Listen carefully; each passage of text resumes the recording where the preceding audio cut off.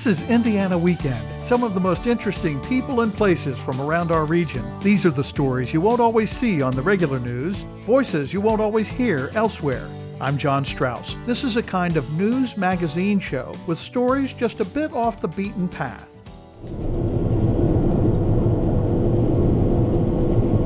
Today, the family farm, helping drive Indiana's $38 billion ag economy, the technology, finance, and long hours behind the annual harvest. This is a good time of year. This is fun. This is enjoyable. There's a lot tougher days than these. This is what you do it for. From the large commercial operators to a small 114-acre spot in Grant County, an example of community-supported agriculture. People sign up and then they receive a share of the produce that we produce here at the farm. And so they share in the risk and reward of the farm. And what else is growing? Indiana aquaculture, down on the farm raising shrimp. But first, family farms, some large, some not so large.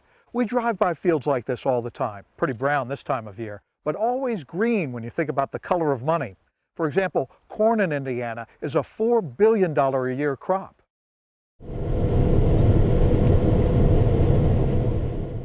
From his seat high up in a combine, Adam Howell looks at another grain harvest, soybeans in this case. This is in Madison County, one of dozens of pieces of land totaling thousands of acres on which the Howell family farms mostly corn and soybeans. The annual harvest might as well be a holiday, a sense of relief sometimes after a long year of planning, planting, and praying. It's just the culmination of everything you've done for about 18 months or 24 months.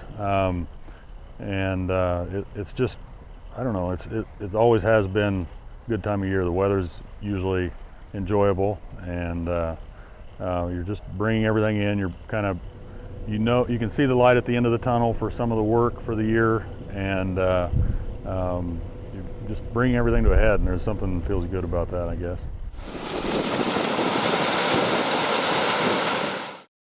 People don't know what White River and what they're missing until they get out here. This is the best kept secret that this county has. Guys that are executive chefs for big name people, that this is what they come to do, and he just says this is just his stress relief.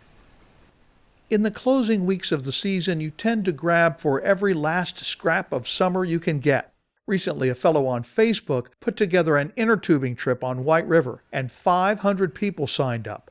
We don't know exactly how many folks showed up at the starting point near Yorktown, but it was a lot. White River may be one of the state's least recognized recreational resources. We talked with Robbie Meixel, owner of Canoe Country in Daleville recently, on a beautiful day with long shadows under the trees. He talked about the reaction people have when they get out on the water. They really enjoy this river because of how scenic it is and how peaceful and how secluded that the river is. I mean, there's not a lot of development along the water, so you don't get a lot of traffic, which is nice because you don't hear the people, you don't hear the traffic, you don't hear that city noise. You're able to get out and enjoy nature.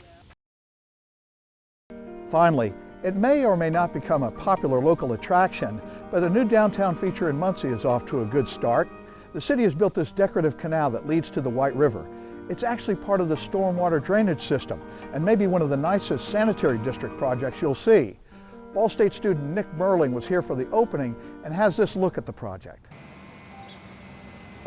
For example, in quality of life, we said, well, how could your project, even this sewer underground, can benefit this neighborhood? How can it help economic development in the city? We want something that people will enjoy 30 years from now. So instead of putting a big pipe underground, let's go ahead and make it an open channel. Let's go ahead and make it a canal. And it makes you think differently. And it makes these engineers that are all nuts and bolts and tenths of a foot think bigger.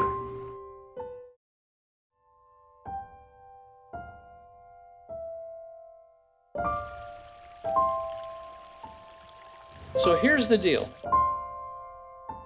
3 years from now, 2018, we're going to all meet again. I'd like you to commit to come back out here. And we're going to see the bounce that this neighborhood's been getting already based on this.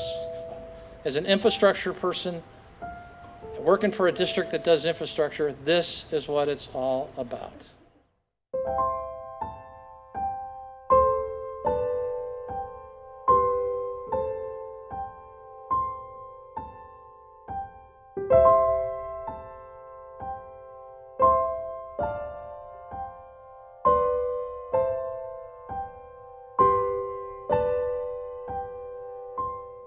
Is there anything more important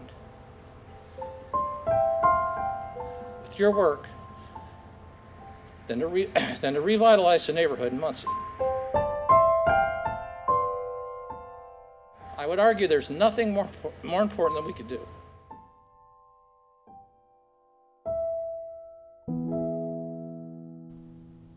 A look at the new downtown Muncie Canal, Liberty Pass, with contributor Nick Merling. And that's our show for today. Glad you could join us and hope you'll be with us next time as we find more stories off the beaten path from around the state on Indiana Weekend.